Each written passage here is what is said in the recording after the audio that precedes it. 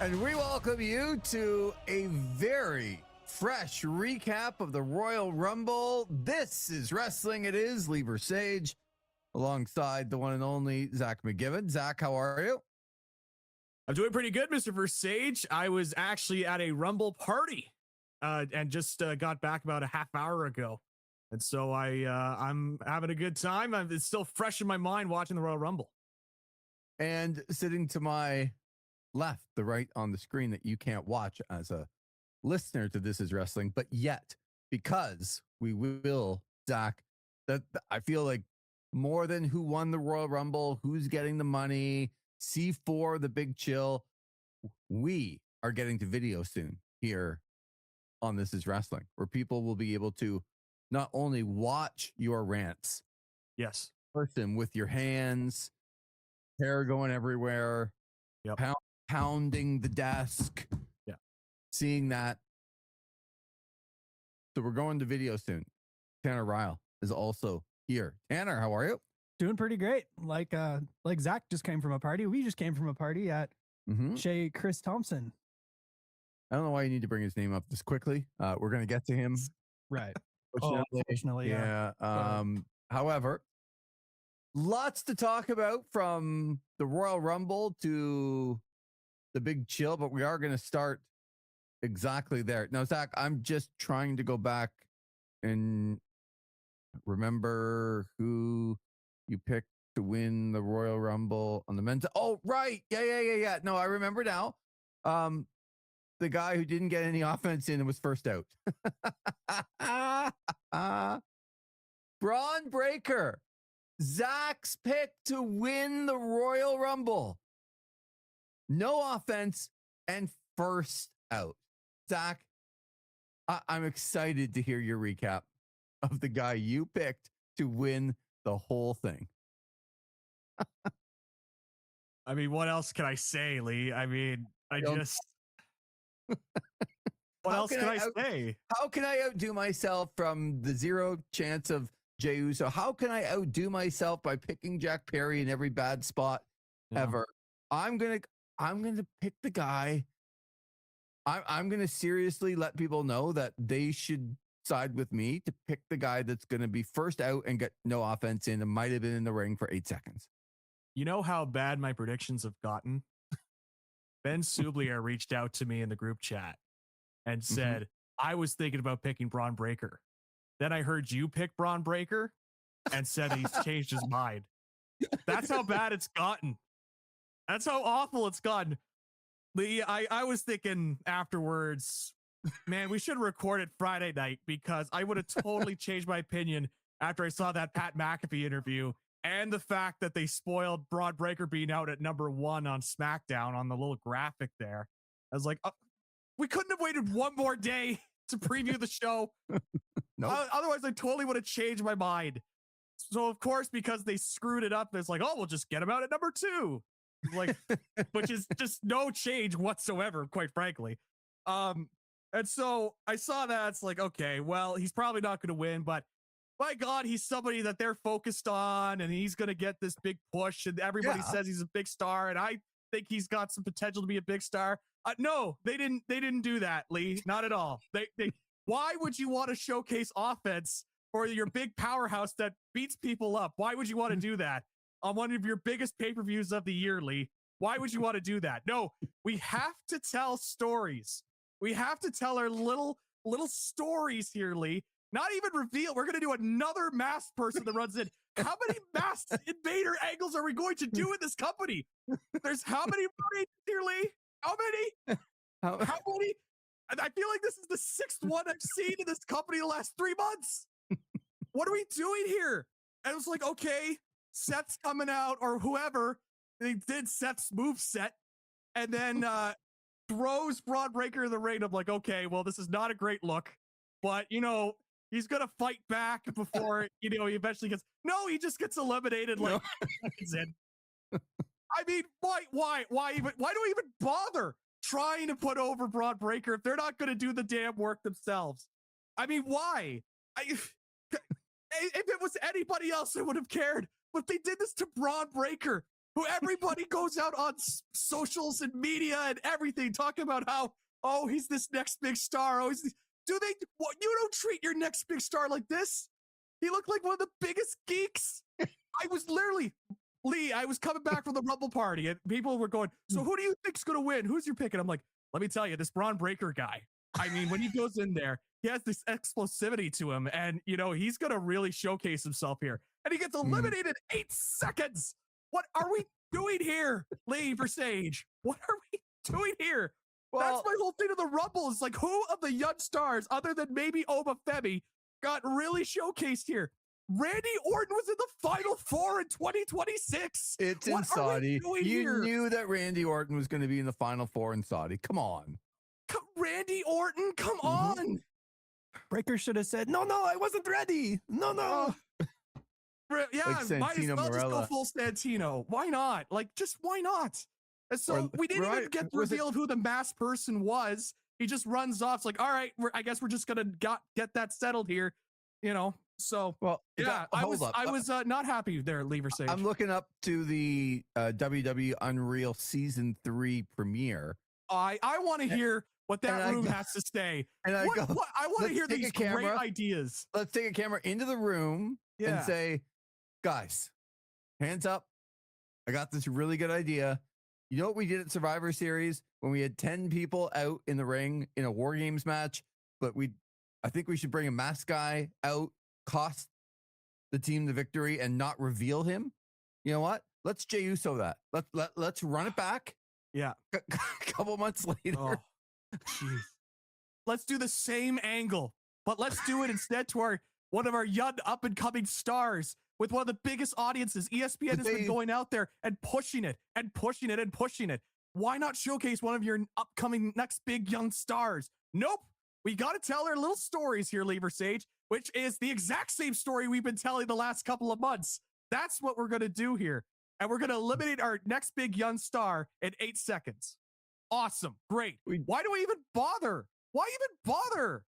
Well, because with the screw up on SmackDown of the #1 with Braun Breaker, we did get to see Obafemi and his kind of like arm charge to the ring. That was also discussed by our Rumble party. He's like, he's got a funny walk as he comes down the ring. You think? Yeah. Oba's in charge, man. All I could think of, though, watching this, and Tanner and I were out at Le Champion, Chris Thompson's house. The aforementioned Ben Soublier was there as well. Can't remember the other guy's name. Oh, right. JD Hobbs. JD Hobbs? Yeah. Powerhouse? JD Rob? Yeah. Powerhouse Rob? Powerhouse Rob. He was there. And I just couldn't help but think, 8 seconds in, I've popped. Like, this is my win for the night. I really don't need anything else out of the Royal Rumble. I don't know how Zach's going to outdo this next year because Lee, can I just bow out of next year's Rumble predictions? Can I just can I say no, brother? Not going to work for me, brother, next year. Like I thought there was room for you to improve and go higher than you did last year, but this topped it. This was like, I don't know if there's any more room for you to do something bigger than this next year. The guy you picked to win was out first in 8 seconds. I think next year you have to pick the guy that you think is going to win and say he has a 0% chance. Because you would have been right this year if you said Breaker had a 0% chance. Yeah. Yeah. Because La Parka came closer than La Parka did. La Parka had a longer in-ring time in the Rumble than Braun Breaker. Mr. Iguana had more time in the Rumble than Braun Breaker. Mr. Iguana. When we get to video, you're going to see Zach like hands and he's already doing it. I thought when La Parka came out, well, first of all, I had to find out, we had to look up his age. Yeah, not even the good we had to look up his age because there was somebody in the room that said that guy's like 60 years old. It's the same guy. I'm like, no, it's that's LA not. Park. I'm sure that's Chris Thompson that said that. Yes, it was actually. Yeah. You called him out. Yeah. Fantastic. I didn't have to. But I just thought of a time when I could say to you, Zach McGibbon, imagine in, I don't know, what, 1996, 97, when Rey Mysterio and La Parka were, like, to me, just at their height coming in. La Parka has been a character for a long time. But imagine in 1997 saying, in 2026, Rey Mysterio and La Parka are going to be in the Royal Rumble, and they're going to outlast some other guys that probably should win the whole thing. I just gained a kick out of Chris Thompson thinking that was still the original La Parka out there. No, he was trying to convince us he would have lost so much weight. Well, the guy ran to the ring, and how many moves did he do, like, right away, Tanner? It was like, he did all these, like, really athletic moves. He's like, no, it is the same guy. No. Trust me, Chris. The original La Parka was, first of all, was not as athletic, was way more charismatic than this La Parka was, and a lot wider, let's just say, than this La Parka was. And he did not come out to the ring with a chair and start strumming the chair and call himself the chairman of WWE. Like, we needed, that would have been the full La Parka experience. But no, we needed more emphasis on La Parka to be in the Rumble longer than our young upcoming wrestler that we think is going to do big things that could potentially main event a future WrestleMania. Okay, so after getting over the laughter that occurred for lots of time, I almost didn't get through the first. Infuriated. I know. I sat in the couch at my Rumble party, and I just didn't want to talk to anybody for like 5 minutes. I just looked. I couldn't. It was just incredibly frustrating. So, Tanner, when we were watching, one of the things that was initially, if people hadn't seen SmackDown, was that if you saw the stadium and the setup, it looked like nobody was there. I thought that was a bad look for the WWE, even though the seats were full and the lights were up and they have these white things that are sort of in front of the seats. I understand why, because they wanted to make it like a light show for everybody, but I didn't think it was a very good look. No, I said that first thing when I sat down. I was like, oh my God, this building's empty. Yeah. And then someone had to explain to me the light thing. So yeah, I think it is a bad look. It looked like your whole stadium's empty and you've got a bunch of lights. It looked like the Thunderdome from the WWE a couple of years ago. Hey, I entered into the Thunderdome many years ago. I was on one of those. I was on one of those SummerSlam screams. Do you remember that, Lee? I was like, I need to do this as a bit for the podcast where I need to get in. And somehow I ended up, you could see me in one of the matches, like directly center watching the match. And I was like, my little headset on and watching a lot, nodding away. It was quite something. Little did I know in the fine print that they were saying, oh, we get to keep this footage and use it for future use. It's like, awesome, great. I'm glad the WWE is going to be profiting off my likeness without realizing it. So awesome. It's going to be an AI Zach McGibbon. Yeah. And in the front row at some point. Yep, probably. So they're like, oh, how the hell did Hornswoggle get into the Thunderdome? Exactly. I think one of the things that was promised was a lot of surprises. For the men's match, Tanner, start with you. Did you feel like they delivered on what they said were going to be a lot of surprises? I mean, for surprise, we had La Parka, Mr. Iguana, Powerhouse Hobbs, Royce Keys, as he's known now. Gunther, I guess you could count as a surprise in the end. That's it. Doc, do you remember any other surprises? Braun Breaker's early elimination. That was a surprise. Yes, you could say Brie Bella from the women's match. That would probably be the biggest name. Yeah. In a way. That was, hearing Brie mode again just sent shivers down my spine. So that was great. So no, I mean, if I'm a WWE fan, I don't think I'm super impressed with that. Disappointed for the Chris Jericho stuff. I think a lot of people thought Chris Jericho was going to be out. He was not. No. Was that disappointing for you? It was. I thought maybe they were saving him for number 30 the way that it was going. It was like, you're going out there talking about, oh, we've got all these great surprises coming up, and we're a new era, as Tanner mentioned with Triple H. So I was getting excited. I was like, all right. And there were things I was liking about the Rumble coming into the show, and I was thinking that there's a couple of different options that they could go with. But this was disappointing. I did like the in terms of getting a surprise Powerhouse Hobbs in there. I thought if you are going to have to use your own IP because you're the WWE, that they introduced it as Powerhouse Hobbs first and then did the transition to. You think that was a good idea? Just to kind of get a familiarity. He didn't really get a pop anyway because it was in Saudi Arabia, but I as far as I know, AEW is not readily available in Saudi Arabia. So I imagine it didn't get over as well with the Saudi Arabian crowd. But I think for the fans at home that are those that they're not the sole WWE watchers or the sole AEW watchers, they're watchers of everything in pro wrestling. I think that's a good introduction. It's like, oh, Powerhouse Hobbs is here, then Royce Keys, just to kind of get the intro in. So, and I thought he looked all right. I thought they clearly gave him some spots to try and showcase himself. So didn't have an issue with it. And plus he was my guy in the Rumble pool as well. So I'm glad it wasn't Mr. Iguana or La Parka as my guy. Otherwise, I think I'd be even more mad at coming onto the show. But yeah, I at least liked that element. There was Gable as well. We didn't mention that one. Oh, yes, the original El Grande Americano. Because you can have two El Grande Americanos, but Finn Balor can't have a spot in the Royal Rumble. Correct. After being showcased in the main event of Raw. Yeah. And it's like, oh, I guess it's full. Adam Pearce was making his calls. Mr. Iguana, hey, man, we really need you in the Rumble. We need you on this show. I can't let Finn do it, but I need you. Yeah. Did you think, either of you, that when Brock Lesnar came out, he was going to win? No. A little bit. Yeah, I did too. Yeah. I thought that there was a chance because we didn't know Gunther was going to be in, that Brock Lesnar had a chance to win. Yeah.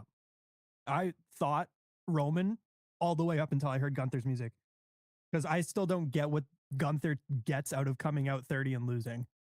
Maybe that's just me, but you just had him retire AJ Styles. What good does that do for him? Well, in defense, and they did show him like limping to the ring because he was still feeling the effects of the calf crusher afterwards. So that's the reason you could say is like, oh, he wasn't able to beat him because he had a match earlier and he's still feeling the effects from it. Like, I understand what you're saying, Tanner, because in practice, I agree with that, but I do think they were trying to cover for it a little bit.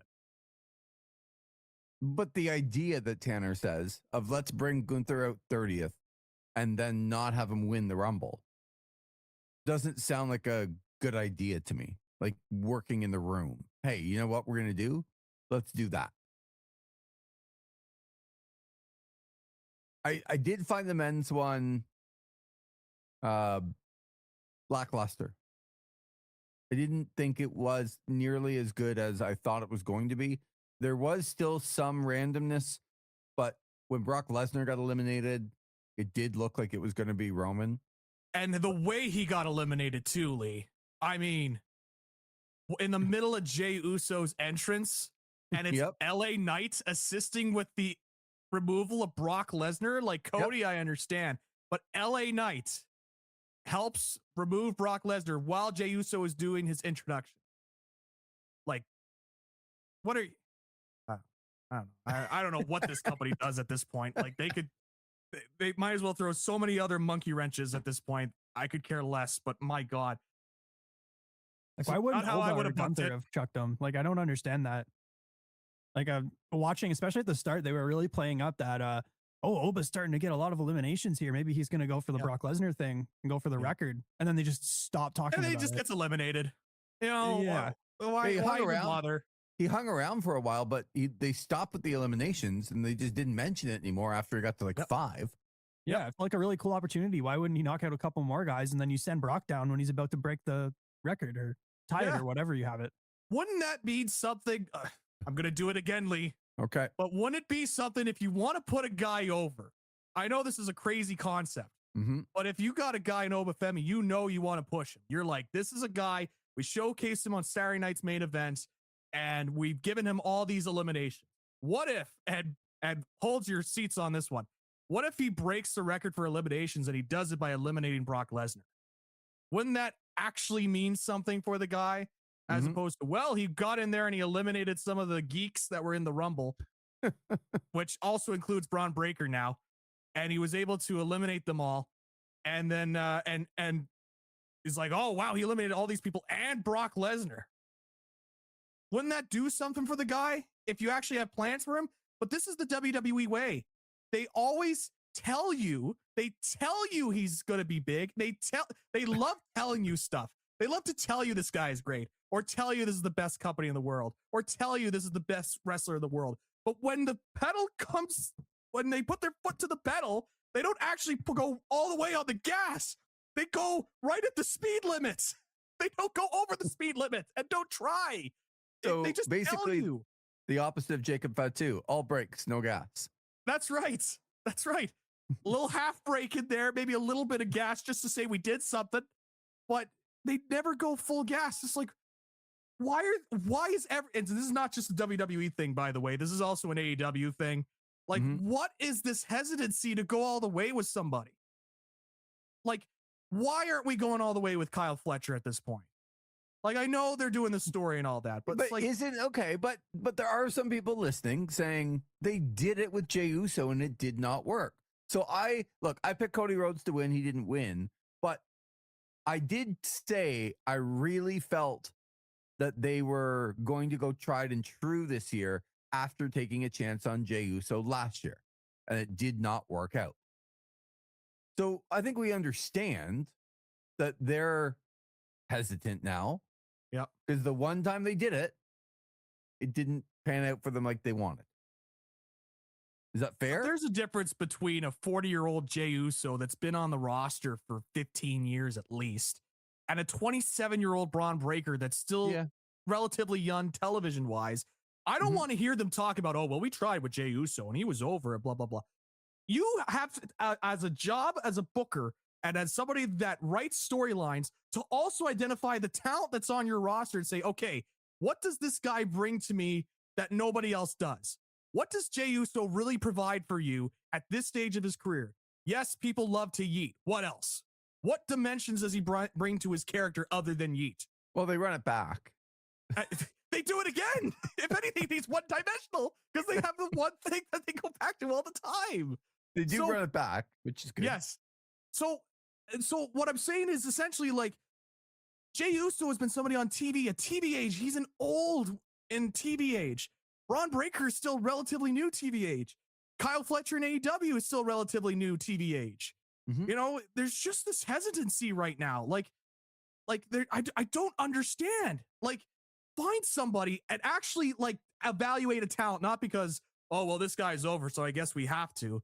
You know, like if we're doing that mentality, then Road Dogg Jesse James would be pushed to the main event in 2026 because he was so over during the Attitude Era. Like, that's the standards we're going with. If that's what we're rolling with here. So I just don't understand what this hesitancy is to just push guys that you know are talented.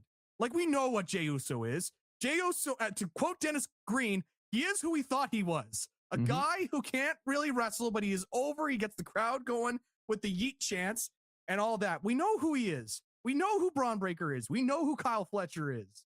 We know who Obafemi is. He's younger in terms of TV age compared to Braun Breaker. So I don't want to hear it, but I don't want to hear it, quite frankly.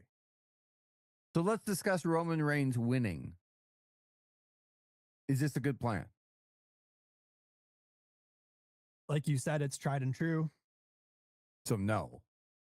I'm looking, of course, I'm saying this as somebody who's been very out on the WWE for the last year or so, so I don't know what their plan really would be, but just looking at their world championship picture on both sides right now, McIntyre, I don't think makes any sense to face Roman Reigns. He's got a lot of guys floating around him right now with Sami Zayn, Jacob Fatu, Cody Rhodes. Maybe you're looking at an elimination chamber with a bunch of those guys. Maybe it's a 4-way at Mania. Who knows? Punk, they did it last year. Yeah, you had Rollins in there, but do I really want to see CM Punk and Roman Reigns at WrestleMania? No. So for me, no, it doesn't do anything to get me excited for WrestleMania unless you're going to move some of those titles around and make a more interesting story. Okay. Now, Zach, I think the text said Lee Pro Wrestling is back. When Roman Reigns went on Pat McAfee and said that the last 2 years, they've kind of wasted. They have not been creative. They haven't done enough. All the things that you have been saying right now. But then Roman Reigns who held the title for 4 years and was one of the more constant people around, wins the Royal Rumble. So that's not exactly going with youth and the new blood. What did you think of Roman Reigns winning? Is it the right choice? I wouldn't have done it. He doesn't need it. I think it's a safe pick, as Tanner mentioned. I think it's just one of those. There is a hesitancy to go with somebody. There just is. And it's like, you know what? We've got Roman. We know what we want to do.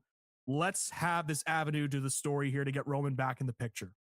Yes, I did send you that text, Lee, that pro wrestling was back, because I thought his clip on Pat McAfee there was awesome. I'm like, this is a guy that's going out there talking about essentially, burying Triple H. It's like, he's like, oh, Nick Khan, great leader, but not mentioning Triple H, of course, as like, oh, the creative needs to step up here and step up. And he's been talking about, these younger guys, they're not really, taking the ball and running with it.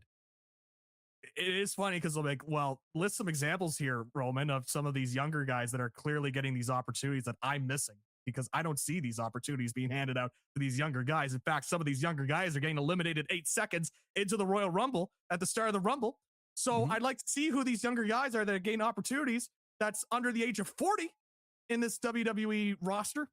But I agreed with a lot of what he said. It's like, look, clearly it was about him, though, as you look deeper into things. Like, hey, look, I stepped aside for 2 years.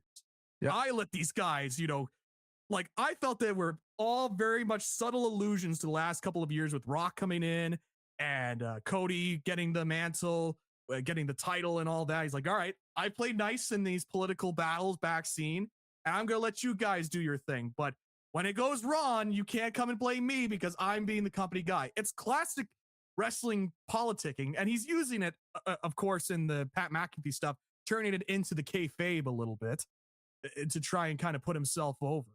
So to answer your question about the pick, it's a very safe pick. It's a very, it's not going to shatter or change anything in the WWE. I know Triple H will go out there tomorrow and talk about a new era in WWE with Roman Reigns winning the Rumble. But this is a very safe pick from the WWE. And I think at this stage now, like, I feel like it's become more blatantly obvious to the WWE fan base that this is a creative team that's just kind of coasting on safety right now and just continuing to rely on its top guys as much as it can, whether it be Punk, whether it be Roman, whether it be Cody, whether it be, if you want to include Drew McIntyre in there, sure. If you want to include Seth Rollins in there, sure. But that core group, they just continue to rely on those guys and carry them forward another year. Funny you missed the comments on the post show, because Triple H has already said it's a new era on the Royal Rumble. I imagine he did. He did. I imagine he did. Okay, I'm going to take Braun Breaker out of the equation on the men's side. Is there somebody else that you were disappointed in the way that they were showcased in this Royal Rumble? For me, this one is fairly easy. I think they've put Jacob Fatu in a really good spot in the last couple of months. And he's the reason that Cody Rhodes is not the title holder. They're brawling all around Montreal, Saturday night's main event, which I thought was a good segment. They've thrust Jacob Fatu into the spotlight. Comes out at 27 and is a non-factor in this. I did not understand the way they used Jacob Fatu. Yeah, that was only really a vehicle to continue the Cody stuff because he was the one that eliminated Cody, right? So it's just, that's really what he was just out there to do, was just continue to put fuel on that. Well, Drew McIntyre was the one that really eliminated Cody. And then Drew McIntyre came in at the end because, of course, we have to have a run-in in the Rumble. So we had a run-in at the start and a run-in at the end. I mean, it's just how you tell stories. Though. I liked it. I liked it too. Yeah, I'd like it if we didn't just do the run-in earlier in the show. I'll talk about the women's thing too, where they repeated an angle in the same. Okay, women's Rumble. We'll get to that. Anybody that you were disappointed in, Tanner, the way they were showcased? I mean, to bring up guys that weren't in there, I'd say Balor or Zayn, but focusing on the guys that were actually in the match, to me, it was Gunther.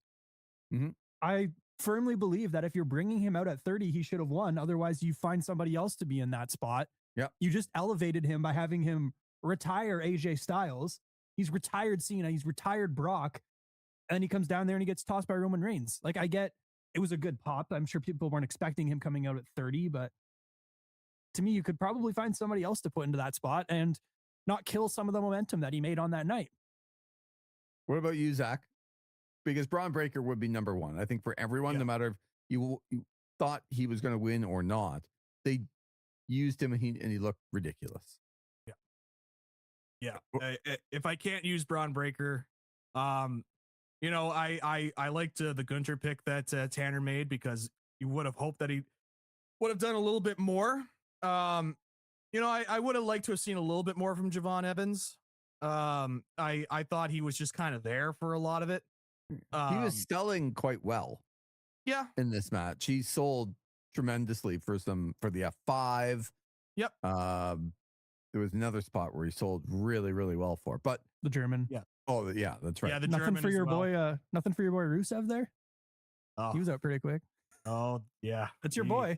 I'm just saying. Oh, he was my boy. That's for sure. He's not anymore. No, he's a bit of a dork now, Lee. And Tanner. Yep. He's bit of a geek. He's like, oh, I'm sure it's brighter pastures over there at WWE. I'm sure you're really enjoying it there, Rusev. How about Ray Phoenix? Just the lack of reaction when his music. I'm not gonna lie. On me. I'm not gonna lie. I forgot he was on the WWE roster. When he came out, I was like, oh yeah, I forgot Ray Phoenix belongs to. I looked and I said, oh, Penta's coming out. Yeah. Oh, wait a minute. A lot of luchadors in this Royal Rumble, eh? There's quite a bit of luchadors that came out. If you include the two El Grande Americanos, of course. Yeah, because you had Rey Mysterio, you had Penta, you had Ray Phoenix, you had Dragon Lee, La Parka, Mr. Iguana. Yeah, too many. He had his iguana out there, and I can tell you the biggest relief I had in this match was watching LA Knight get thrown out, because there was a small thought that he was going to win. For me. Yeah. There you go. So my initial reaction would be exactly what you said, Tanner. I think Roman's going to go try to elevate the World Heavyweight Championship. I think he's going to go pick CM Punk, and he's kind of done. Like, he has fought Cody and he has fought Drew for a long, long time. And those are the two main participants. Sure, Jacob Batu is there. If you want to include Sami Zayn, who I thought would have been a really good, and I'll give Ben credit for this, to come back in as El Generico at some point in the Rumble. I think it's hilarious that the two, like, on the betting favorites, the person who was second in the betting favorites for both the men's and the women's Rumble were never even in the match. And that was Sami Zayn, and that was Bianca Belair. Both did not make it into the match. So this match will lie for me that no Finn Balor, who they finished Raw with, no Sami Zayn, no Chris Jericho. Those were three people I thought were going to be in, and I was excited to see in. And none of them made it.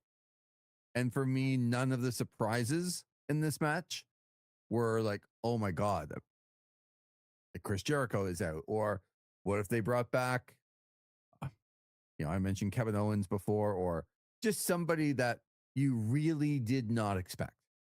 Like, I didn't expect La Parka, but that was not a good surprise for me. No. So, and it wasn't even the good La Parka. I think this is going to go down as not a very memorable Royal Rumble. No, this feels like a very safe Royal Rumble when all things considered at the end. By the way, Lee, I'm not letting you off the hook. What happened to Cody Rhodes? How did Cody Rhodes do? Your guy, your pick. Yeah, you came on here and you said, oh, because on the national championship football broadcast, Chris Fowler said, oh, Cody Rhodes is going to be there. You know what? They're trying to work everybody, Lee. You know what they're trying to work I was everybody. watching, oh man, what were we watching yesterday? I was watching something yesterday. I was watching something yesterday on ESPN, and they did it again. They ran back the commercial, and the only guy they said was Cody Rhodes. I'm like, he is winning for sure. You were insistent on it. And I was like, well, Lee, when you look at the timing of when Chris Fowler talked about the Royal Rumble and Cody Rhodes being announced. In fact, he was the only person announced for the Royal Rumble at that time when Chris Fowler announced it. So, of course, he's going to say, oh, Cody Rhodes will be there because he's the lone person announced there, Lee Versage. My guy was in like the top 6. Okay. My guy had a chance to win down the stretch. My guy eliminated people. My guy, at least my guy, we were talking about the top 5. At least my guy, I had to put somebody in the top 5. If I had nobody in the top 5, this is just an awful day. And I just, I might not have even showed up, and I just want to let you and Tanner do the Royal Rumble review and just keep my head in shame outside. It's like, I can't show my face to these people. But yeah, I just wanted to ask about Cody Rhodes and how that pick played out. Yeah, you can ask. Well. He got down to the final 5 or 6. Yeah, he was eliminated by the WWE champion. He eliminated himself some big contenders, and he actually did something in the match, Zach. He got offense in the match. Lee, did he win? No, he didn't. But that's all I want to hear. That's all I want to hear. You know, but he had a chance to win. And with 6 people left, did you think Cody Rhodes had a chance to win? I did. I can tell you who I knew didn't have a chance to win, the guy that was in the ring for 8 seconds at the beginning of the match, and that was Braun Breaker. And then all I heard, he didn't win. That's all that matters for me right now, because if I think back to that Braun Breaker stuff, I might just lose it again. So let's look forward then. For you, Roman Reigns, what does he do? He's facing off against Punk. I think Punk, it sounds like Punk has been really wanting to do the one-on-one match with Roman for a long time. And I think he's finally going to get it here. And I think it's going to be Roman and Punk. Not to get too far off track, but where does the Gunther train end here over the next couple of months? Because maybe we should get to it. I mean, Gunther retires AJ Styles tonight, comes out 30th, does get eliminated last by Roman Reigns. Is Gunther involved in, or what do you think he's involved in down the stretch here on the road to WrestleMania for the guy who's now retired Goldberg, John Cena, and AJ Styles? I'm not too sure. I think looking to SummerSlam, I think you got to do the Brock match then, and that's when you got to retire Brock. You probably got Jericho in the meantime. I don't know if there's anybody else who's on the roster looking to hang the boots up, who's up there at all. But Jericho hasn't even got here yet. Right. We're talking about I'm starting to fade on the Jericho to WWE stuff a little bit after him not showing up in the Rumble, because he's still on the AEW roster page. Like, I know it doesn't mean that much, but it's like, usually when their contracts are up, they're usually pretty, like, all right, this guy's gone. And if I'm Tony Khan, I don't want to give them anything in terms of any sort of buzz to say, hey, he's going to go to WWE. So I'm kind of dampened a little bit on the Chris Jericho to WWE stuff. Well, I think if you don't see him by the end of tomorrow night or Monday night, I would start to fade on it too. Yep. And who knows? Maybe they are saving it for a Monday Night Raw. At the Rumble party I was at, I was told that apparently Jericho had said in the past that if he were to return to WWE, he didn't want to do the stereotypical Rumble debut. And so he wanted to do something unique and different. So that kind of stuck with me a little bit. So maybe he does show up on Raw. And does he like maybe black that's masks? Sorry? Does he like black masks? Yeah, maybe he's the one that knocked out Braun Breaker.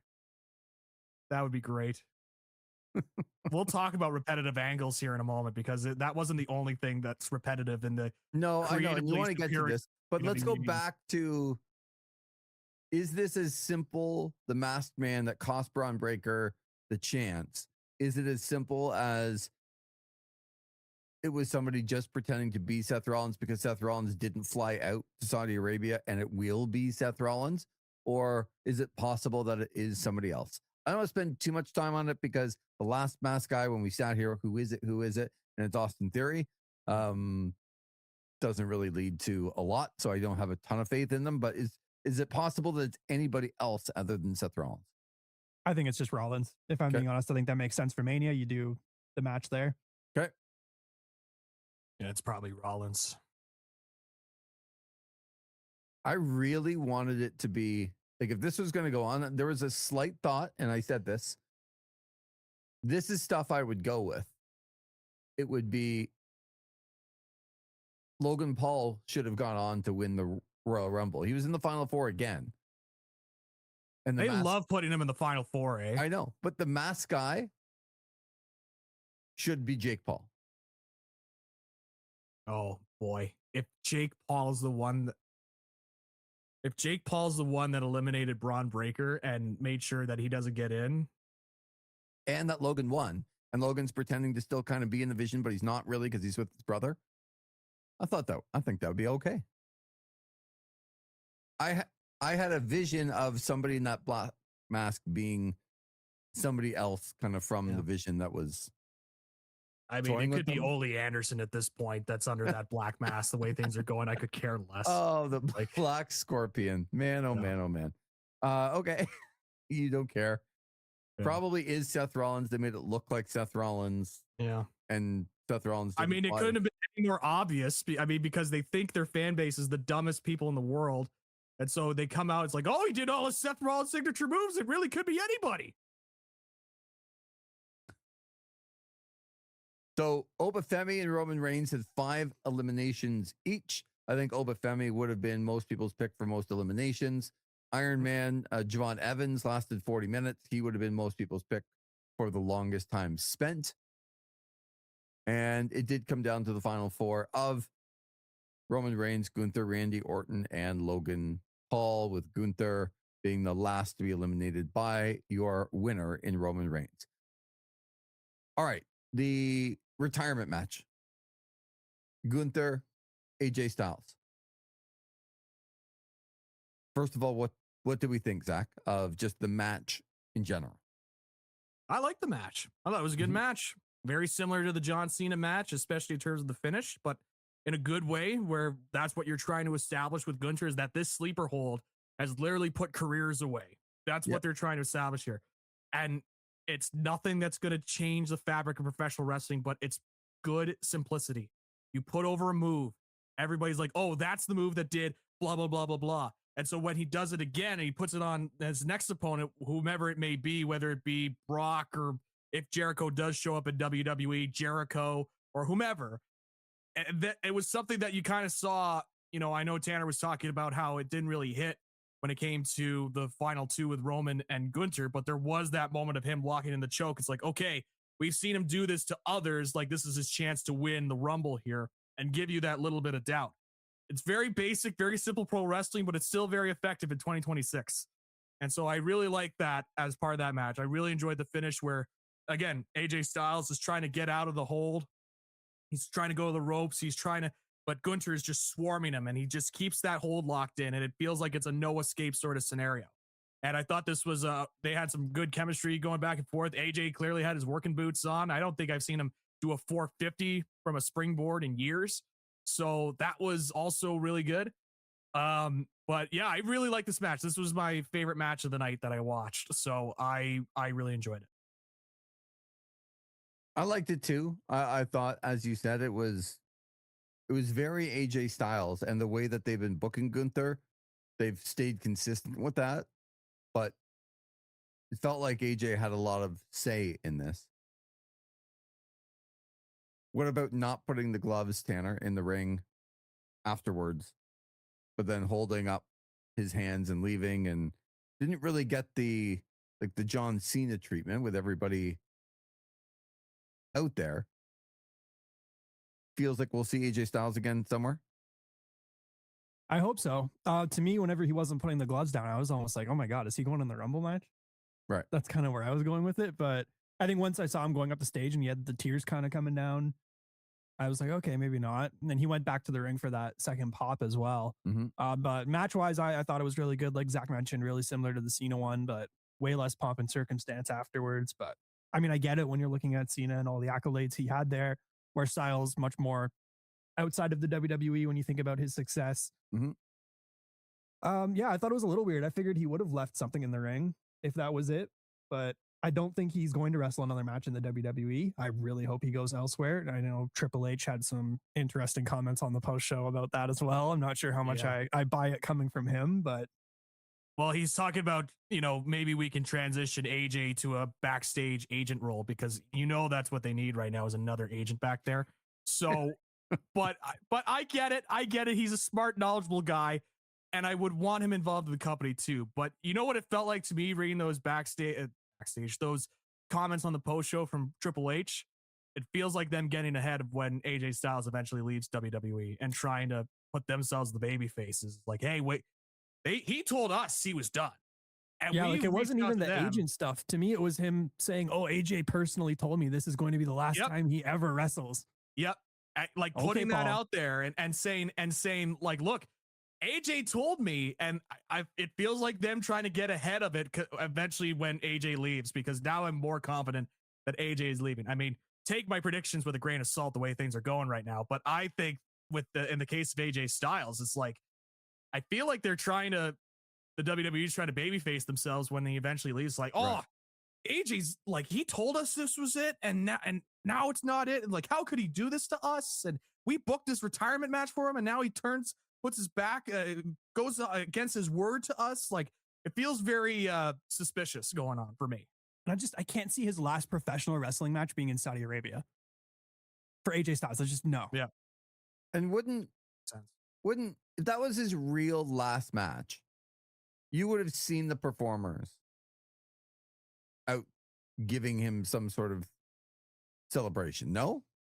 You would think something. I get the tears and stuff because, he gave a decade of his life to the WWE and had a lot of success there. But yeah, Ben also, when we were watching the match, kind of pointed out like some of his body language during the entrance and during the match itself, saying like, this doesn't look like a guy that's wrestling his last match right now. No, he still very much looks like he could go another year if he wanted to. So for his contract just coming to an end, now everyone likes AJ Styles, right? Mm-hmm. So do we treat him differently if his contract was just coming to an end and he's trying to negotiate and they don't get a deal done and then he moves on? The WWE painting him as the bad guy, will that work, do you think? Not with you and I, but with the casual wrestling fan. Will that work? With how tribal it is on the internet, for some people, it probably will, but I think generally no. For you, Zach? I think it will work. I think you're going to get your, sorry, Chris, I keep calling you out like this, but you're going to get your Le Champions that are going to go in, but and say, well, he told Triple H that this was his final match. Like, how could, there's going to be people that buy it. I obviously, I think you and I will not buy it in terms of you, Tanner, and you, Lee, whatnot. Like, I feel like it's them just trying to save face here. Because I think they know what AJ Styles to AEW would bring to that company in terms of the connections to some of the wrestlers that are there. Yep. So I think they know that's a big deal if AJ Styles goes. So I do think there is going to be a segment of the audience no matter what. And then in some ways it's kind of like real life where you're just going to feed them stuff and they will believe it, without any second guessing or any doubt. They're just going to believe what's I don't know what you're talking about, especially south of the border. I have no idea. I have no idea. I'm just brainstorming over here. But there's just going to be some people that are going to be bought in lock and key no matter what's said. So I think it will work, and it'll be enough to at least get people arguing about it, talking about it, to where there is a debate about it, if you know what I mean. So Drew McIntyre defeats Sami Zayn and keeps the WWE title. Who did you pick in that match, Zach? Let's just move on. I mean, we got this is not a good night. You win, I lose. I'm waving the white flag over here, brother. All right. Guys, my hot take is that Sami Zayn's gonna, like, I didn't even ask you. Yeah. No, I willingly did it. That's Tanner playing with buttons. Okay, that's not my fault. He's also pushing buttons over here the way I'm going right now. But my God, look, I said Sami Zayn got beat up. Sami Zayn got beat up tonight, Zach. Yeah, he did. I thought the match was unspectacular on top of that too, so that just added a whole. I would agree. Lot. It was a very unspectacular match. Here I was thinking, I'm a simple man, Lee. I'm a simple man, Tanner. I thought this is very simple. You have a guy with his hometown crowd, his home crowd, and you have him challenging for the title against the guy that like loses a lot. Like, say what you want about Drew McIntyre, but he loses a lot. And so I was like, oh, this is a company that loves moments, Lee. And I'm like, it's not ideal that it would be in Saudi Arabia, but it at least makes sense, that it would be in Saudi Arabia. So here I was thinking, oh, they're changing up the plans. They want to get the WWE fan base on their side. Let's get a nice feel-good moment with Sami Zayn winning the title. I'm not asking for a lengthy title reign over here. I'm not saying he's got to hold the belt to Mania. We were saying that a couple years ago with Roman Reigns, but I thought about that. It's like, wait a minute. Sami Zayn didn't win that title in Montreal against Roman Reigns many years ago as well. And so I was like, no. They certainly get their money out of the people of Montreal thinking that things are good for Sami Zayn, don't they? Oh, yeah. But they keep coming back, Lee. They keep putting money into it. So who am I to judge? But I was like, oh, this is a nice moment and we're changing up the card here. And let's do something different.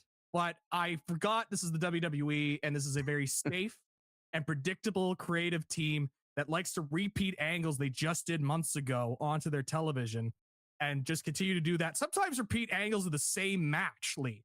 Just do the same angle and the same match. So I continuously do this to myself. And here I was thinking, oh, this is an opportunity for Sami Zayn to win the title here. You get a nice little moment for Royal Rumble, right? Because that's what this company's all about. It's about moments. And instead, I got an underwhelming match and just a you got an ass kicking.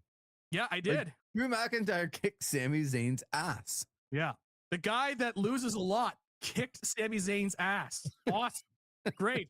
How is that supposed to inspire confidence in me in the future when Sami Zayn challenges at WrestleMania? Because I still think he's going to be in the title picture.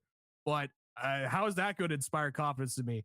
Because with this company, we're going to get some sort of multi-person championship match on that card. They can't help themselves.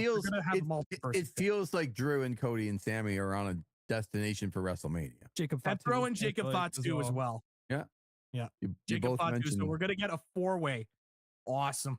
Can't wait. So that's going to be our new reinvigorated creative heading into WrestleMania, where we blew up the plans. We had to change some stuff around. We couldn't move forward with a third match between Cody and Roman. We had to change things up. All right. I like it. Let's change it up. Let's make it even more boring. That's awesome. I can't wait.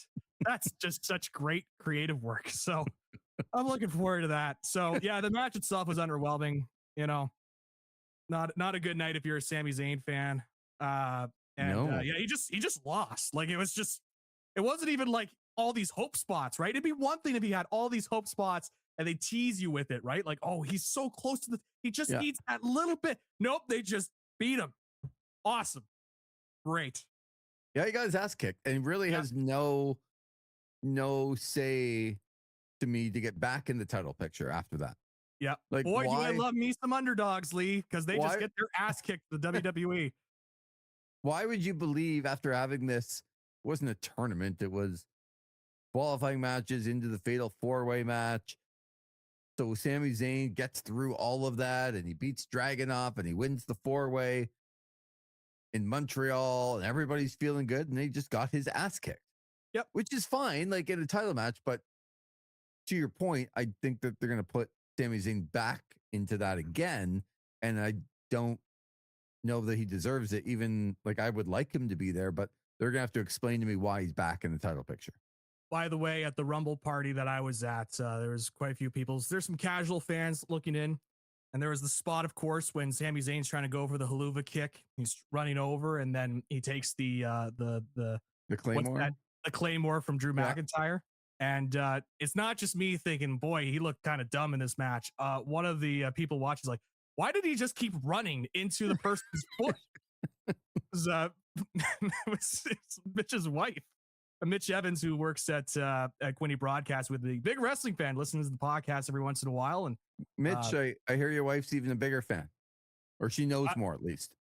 So certainly understood the Sami Zayn spot. He saw that as like, why would he just run in like that? Like, that's stupid. Like, just stop is what she said. And I was like, well, I say that can't argue against that. Yeah, I say that because we'll talk about her, Mitch's wife in a minute, which things I didn't know I'd say on the podcast. Yep. You never know who's going to take part in the Royal Rumble. No, you don't. Broad Breaker, I can tell you that. That's how. That's how she did. On the men's side, Kale wins the men's side of the Rumble with Roman Reigns, and Ben Soublier comes second with Gunther. I don't know how that's possible. Like, I don't know if Ben's getting into my randomizer device that I use. And just listen, I threw a bit of a hissy fit when I saw the random randomizer. I didn't think it was used properly. You malfunctioned. You didn't really know how to use it. When I just shared the video, I clicked on random, and that's what it showed me. I don't know what else you want me to do. When my numbers came out at 7 and 9, and to look at all the Tanners and the Bens and all the people that we know, 27, 28, 20. I'm like, what the hell is happening? Like, I know it's luck, but what's going on with the random randomizer? I don't know. It's just, it's random. I can't control it. It's a shoot, brother. It's not a work. Yeah. So I'm trying my best here. All right. Well, we were out last night with Kale, who went to the C4, the Big Chill. So congratulations to Kale. Very good guy. Ben, not as good of a guy, but he'll get his second place money. First loser feels like a good title for Ben. Man, the way my predictions have gone, I would have taken that at this point. So, I'd be jumping for joy. Now, speaking about jumping for joy, I'm going to get this out of the way very quickly. I think I'm surprised that Le Champion, Chris Thompson, who had Liv Morgan to win the Women's Royal Rumble when she won 3 or 4 fist pumps. Like the guy had never won anything in his life before. Like, he was jumping up and down, jumping giddy like a little girl when Liv Morgan won from his drawn number. Yeah. Like, I've never really seen anything like it. I'm like, what is he doing right now? But I think this might be the first time that Le Champion has won anything in his life. Lee, what's his nickname again? Yeah, it's Le Champion. Le Consolation Prize, it should be. Le Consolation Prize. Le Consolation. But I mean, it's kind of funny looking back the last couple of years now that we were talking about this. I've won a Rumble. I won when Rhea Ripley came from number 2. Ben won a Rumble last year. Chris won a Rumble this year. But you two, what's going on, guys? The hosts of the podcast here. Don't look at me. It's the randomizer. What do you want me to do? You want me to work myself into the winner's spot? Like, what are you talking about? Yes, I would like that for me. Yes. Find a way to rig it for the host to win and not our stupid friends. I think we talked about this off the air. We got to talk about who you had in the men's Rumble. Oh my God. This was poetic. Oh my God. So last year I was jacked up. Number, was it 26 or 28? It was late for sure. Yeah, it was late 20s. I think it was 28. I was so excited about the number. And then all of a sudden, Damian Priest comes out. And I'm like, honestly. But that's okay. No problem. And as this one was going along, Obafemi's in the ring and he's throwing people out. And I'm like, that's good because he's now thrown somebody else out. He's the only one standing there. They're going to look for somebody big to come down and, stand off against Obafemi. Like, here comes the OTC. I honestly thought Roman Reigns was coming out. And you know who came out? Damian Priest. Like, yeah. Senior Money in the Bank has been my guy for the last 2 consecutive years in the Royal Rumble. Like, what the hell is happening with the random randomizer?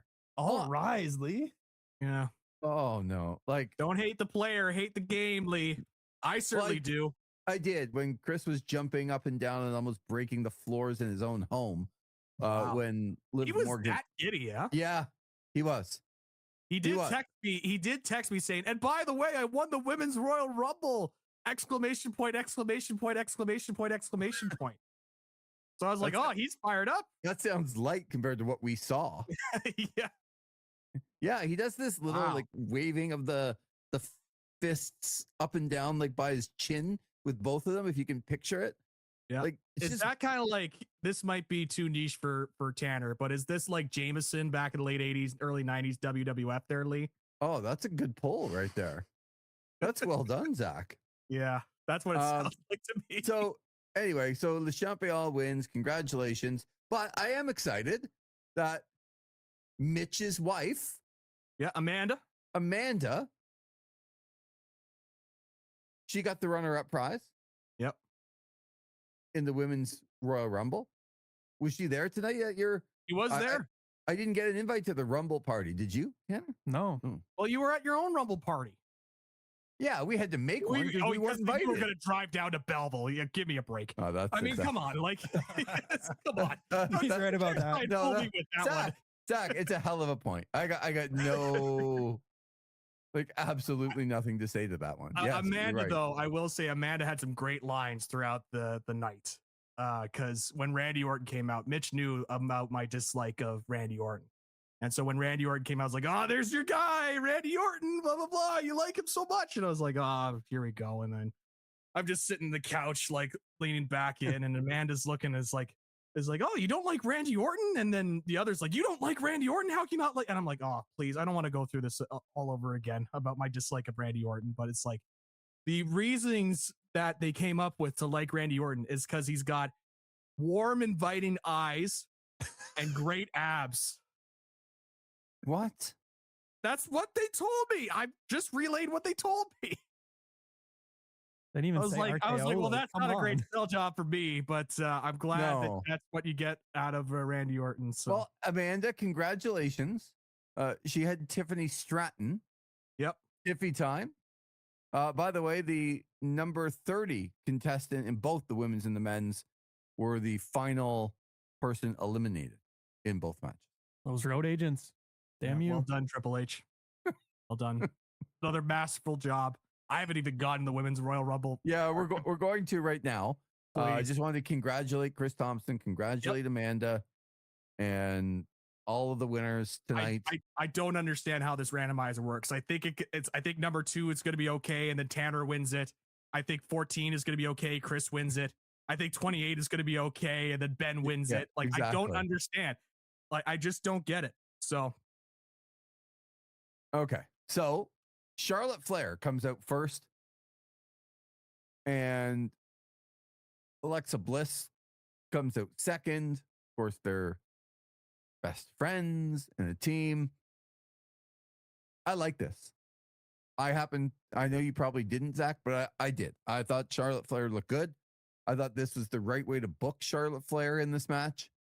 If she wasn't going to win, she won last year. She was out, I think, 10 or 11 seconds. We've seen short of an hour in this match. I got more out of the women's match than I did the men's match for the Royal Rumble. But Zach, you've been waiting to talk about the Royal Rumble on the women's side here for a long time. Yes. All right. Well, Liv Morgan wins and she eliminates Tiffany Stratton. We both came on and I asked you a question on the preview show saying, convince me that Liv Morgan's not going to win. And you said, I can't. So at that point, we both were trying to come up with different scenarios of anybody else winning, and we could not do it. Yeah. So Liv Morgan wins. Are you happy? Well, I'm happy because I did get that one right. So, okay. Point for me on that. So I was happy about that. That opening where they're like, oh, I could do this, but I'm not going to because we're friends. Oh, I could do this. Oh, but I'm not going to because we're friends. Yep. This budding friendship. They're so interconnected. When I think friends in wrestling, I think Alexa Bliss and Charlotte Flair. That's the first thing I think of. All the great friendships. Yep. Yeah, best friends in this industry. Those are the two. So they're like, oh, I could do this, but I'm not going to. Oh, I could do this. I'm not going to. It's like, all right, fine. It was one too many times of doing that. Like, I can understand the fake out, but they did it way too many times. Like, okay, I got it. You guys are just such great friends. Awesome. I mean, who cares that you have a title match on the line at WrestleMania that's up there? Fine. But so they did that, and they did the spot where, you know, they're hanging up on the ropes. It's Alexa, and I forget who else was there. I think it was maybe not. No, it wasn't Nia. Somebody else was there. And it was the miscommunication where Charlotte's trying to eliminate one person, but then accidentally eliminates her friend in Alexa Bliss. And then they do the big stare down like, oh my gosh, I can't believe we had this big miscommunication on this. And we're like, oh my God, like, I'm so sorry. Like, this is not what I meant to do. We're friends, right? We're friends. Like, fine. It's a very typical angle. Again, not going to blow your socks off, but I get what they're trying to do so that they can set up for the eventual Charlotte Flair, Alexa Bliss program. If that tickles your fancy, great. But that's going to be the program coming up. So, of course, I guess this angle was so good in the minds of WWE that they decided to do this exact same angle later on in the same Rumble with Kairi Sane and Asuka. Yeah. And they did literally a carbon copy of that same angle that I had just saw half an hour earlier in the same match, from the miscommunication to kicking the person out to the put hands on the head, like, oh my gosh, I'm so sorry. I didn't mean to do that. And he's like, oh, you can't. What was that? The miscommunication. Why even bother with road agents, Lee? Like, why even bother if we're just going to do the same angles in the same match and not one person says, hey, we want to get this program heated up. Let's keep this angle for ourselves and let's do, I don't know, something else creatively so that we can get this angle over. But instead, we're going to do the exact same angle, the exact same facial reactions, the exact same, oh, I'm so sorry, the exact same everything. The only difference is it's two different wrestlers. Is wrestling this hard? Is it really this hard, Lee? It can't be this hard. This is amateur hour stuff. Amateur hour. You're the biggest wrestling company in the world. How can you have repetitive angles in the same match? Tell me. Explain to me. Well, hold on. Kairi Sane was crying because she really didn't mean to. Charlotte might have meant to. Charlotte did eliminate the other person as well. Yes. So it can come off as more accidental. It wasn't the stereotypical just knocks, Alexa out and not the other person. She did get both of the people. I'm just trying to give you the subtle differences in what I was gonna say. In what you're saying is the exact same thing, which I don't disagree. Yeah. Except what the other person was eliminated. So yeah, I saw that. I was like, road agents not talking to each other, Lee. Bringing that segment back. Road agents not talking things with each other. All right. Was Liv Morgan the right selection, Tanner? Sure. I think if you weren't going to bring Bianca back, I think she was the only other one that was really standing out to me as a potential winner. I know you had Tiffany in the 30 spot. I don't know how much sense that would have made personally, but yeah, I think of the people in the match, I would have gone with Liv. I think her and Stephanie Vaquer is certainly something they could run with into WrestleMania. Zach, we talked about it on the preview show. We both agreed that Liv Morgan was going to win. Because it was predictable doesn't mean it wasn't the right choice. Do you think it was the right choice? I think it's the right choice. Like Tanner laid out, it would have been nice to see Rhea Ripley get a little bit more in this, but I will say, I think I mentioned it before, but I'll say it again. I thought this Rumble was the better Rumble of the two. Yeah, between so did I. men's. Yeah. Yep. I thought Sol Ruka, not because she was the person I drew in my pool, but also because I thought she looked pretty solid out there. It was pretty clear that there was a central focus of who they wanted to showcase, and she was right there at the Final Four. You have somebody that you want to showcase, and you put them in the Final Four and have them think, oh, maybe they're going to move forward with her. So I thought she had a good little showcase. There was some sloppiness though in this match, especially the middle portion. I thought Roxanne Perez had a really bad night. There was a lot of stuff. You go back and you watch how she was taking moves and whatnot. I was like, oh, this is not her night right now. Yeah. So I felt bad for her in that sense because I don't want to be, I know it sounds like it the way I'm just losing my mind as per usual on the show, but I'm not going to pick on her that much because I think it was just one of those things where sometimes things don't land. But it was one thing I noticed. And And there were just a couple other moves that were just not really well executed. It felt, and there were times in this match where I felt like they were just kind of doing spots. It's like, all right, now we have this person in, let's get this spot in, right? As opposed to something a little bit more cohesive and with a connective tissue.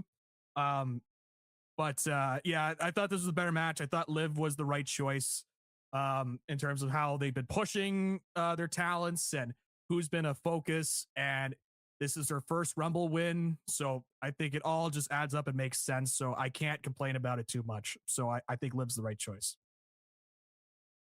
I totally agree with you about there was some sloppiness in this one, but I also enjoyed some of the, as you said, the cohesiveness was a little bit better. You know, having Maxine and Natty come out at the same time, having, you know, they told the story, I thought, decently with the Judgment Day and Liv throwing Raquel Rodriguez over the top rope. I also would have liked more for Rhea Ripley. How about Becky? Yeah, she kind of got she did dumped not look unceremoniously. It was a really weird elimination. Yeah, she did not look good in this one, and all of a sudden she got thrown out in some weird way by Natty when it wasn't like the camera wasn't even really on them. Weirdly, I was watching the 1992 Royal Rumble right before, like, everyone got to the party, and Chris and I were watching that. And in that match, Shawn Michaels got eliminated when he had just done the Marty Jannetty heel turn like the week before, and he went in, and there was no shot of him being eliminated. All of a sudden, he's on the floor, and they went like to a camera and showed something. They come back, and Shawn Michaels is on the floor, and that's it. Like, you never saw him get eliminated, but you just got told he got eliminated, and it kind of reminded me of that. Like, it was really odd for Becky Lynch. So maybe there's a story there. It's crazy to me, that the biggest pop of the night, as far as somebody coming out that maybe people didn't expect. I mean, I expected it because I told, again, people on the prediction show, Zach, and last week that Brie Bella was a possibility. And I remember I got shouted down by, others. Not you, I don't think, Zach. I was like, I said it would suck, but not because of your prediction. It was more like, oh man, I don't really want to see Brie Bella. Yeah, but okay, I didn't either, but I thought it was a very decent possibility. And I would also tell you that it was the biggest pop of the night. It was. People went Brie modely. Did you like it? Daniel Bryan's chant. Yeah, but did you like it? You can say it. It's okay. It's okay. You can say it. No. Put your hands up and say yes. Yes. No. Oh God, no. Oh God, no. Jesus. No. So I look, I'm willing to say a lot of things on this show, clearly, and willing to be wrong, but I'm not going to falter on this one. This was no. I actually think it's pretty pathetic, if I'm being honest, that Brie Bella was the biggest pop of the entire night. Yep. And I think they just popped as well because it was like, oh, surprise moment. There's like, we didn't be see big this coming. Surprises. This Royal Rumble. New era. Can I talk about Triple H? Get my Triple H rant in before we wrap things up. Are you ready? Are you ready for your next Triple H rant here? Yep. So coming off of the Thursday show, or actually no, I think it was the Tuesday show where I said, did you see who's on the cover of the special edition? Yeah. For WWE 2K26, and it was, of course, Triple H. I mean, who else would it be? Humble Hurst Helmsley, of course. Yep. Triple H. And who else? And so they did the official reveal of the cover for WWE 2K26. We knew CM Punk was going to be on it, but we didn't actually see what the cover for CM Punk is. We saw everything else in terms of the special editions and whatnot, but we didn't see CM Punk's. Now, I was going to laugh at first because CM Punk is getting his game cover revealed in Saudi Arabia. It's like, this guy just that's already funny enough, right? And so he gets it revealed.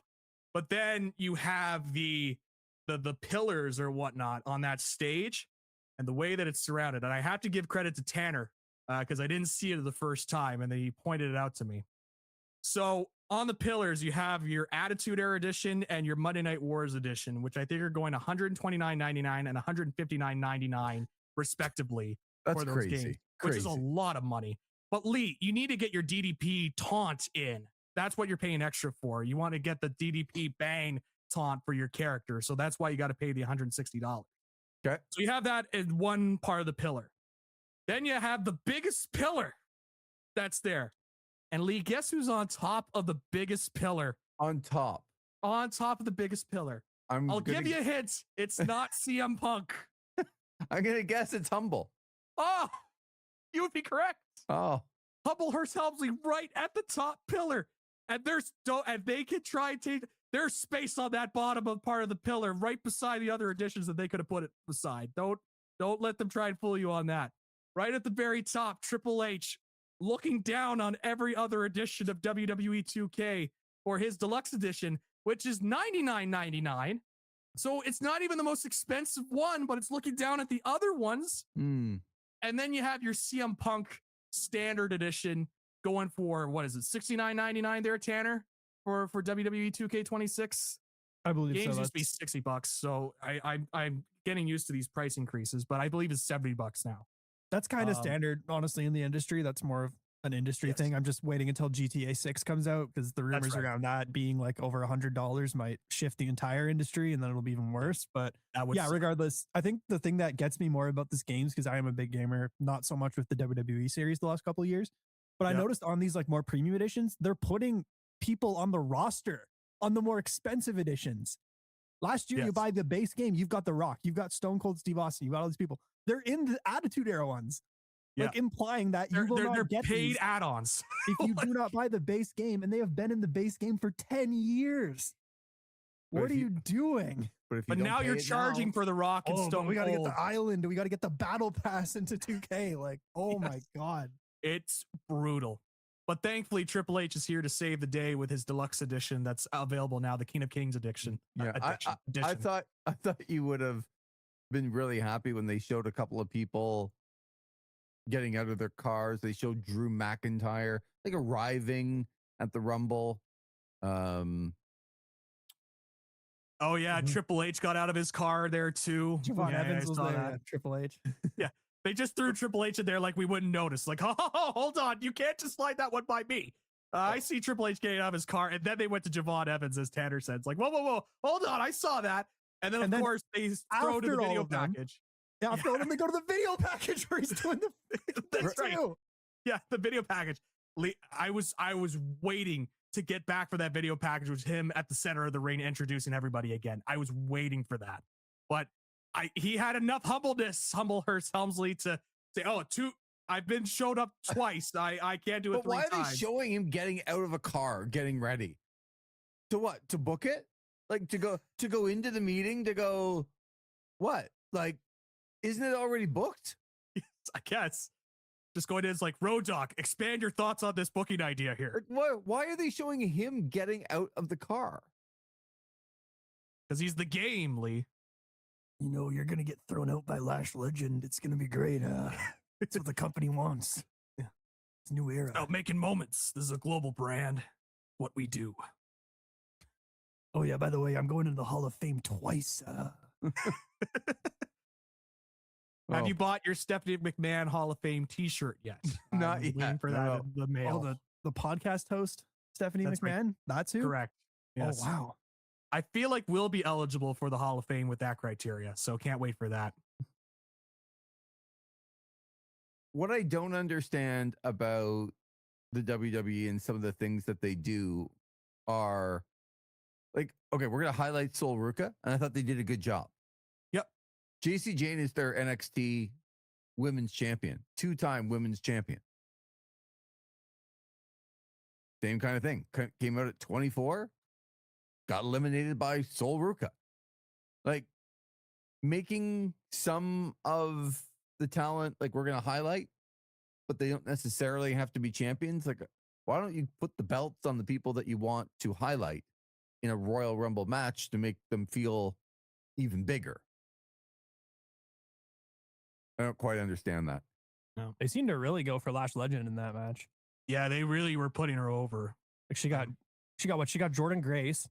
Yep. And she got Charlotte as well, didn't she? Yep. Yeah, so she Couple big eliminated ones. Charlotte Flair, Jordan Grace, Io Sky, I think Nikki Bella. Nikki Bella. And Brie Bella.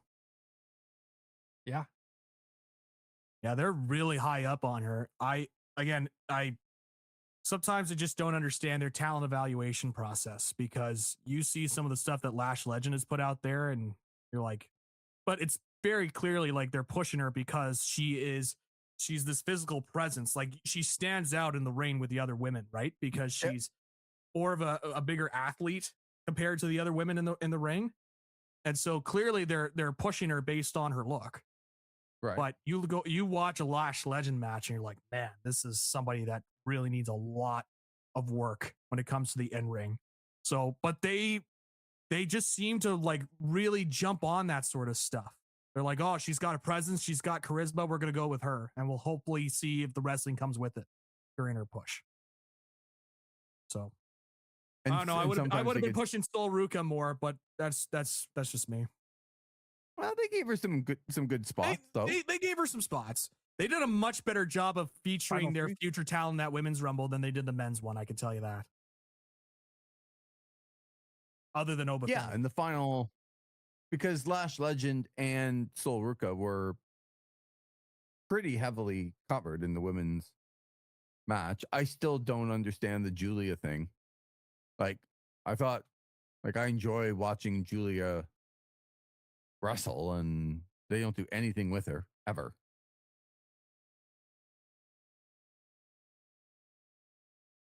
We just got caught, Zach, watching another goal. So, I just saw it too. yeah. So overall, how would we evaluate this Royal Rumble show? It was a show I was looking forward to. I thought they did a really good job at leading into the show. I'm disappointed by what I got from the results of the show. Last couple of weeks, I think they've done a pretty good job at getting us there. They just failed to deliver today when it came to like put up or shut up time. I didn't love this show. Pretty safe. Not a lot of big surprises for me. So I don't know. I'm hovering around the just below 6. Mm-hmm. Like the 5.8, 5.9. Passable show. You're getting really specific with your scores. Like, I'm thinking a 5.85. That's what I'm feeling.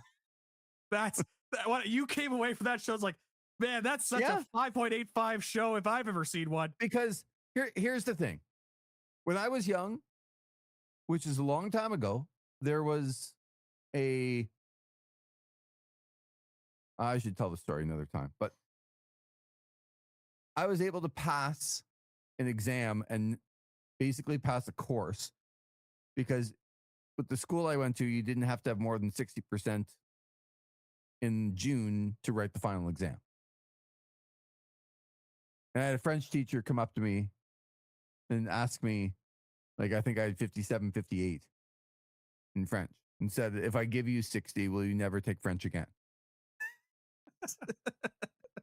And of course I said yes and didn't tell my parents that. So then I just didn't take French again after that. And I didn't have to write the exam in June.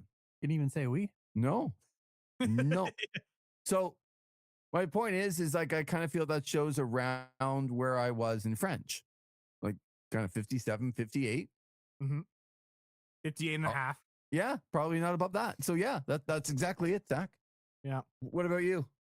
Yeah, this, like what you mentioned, this was a very safe show.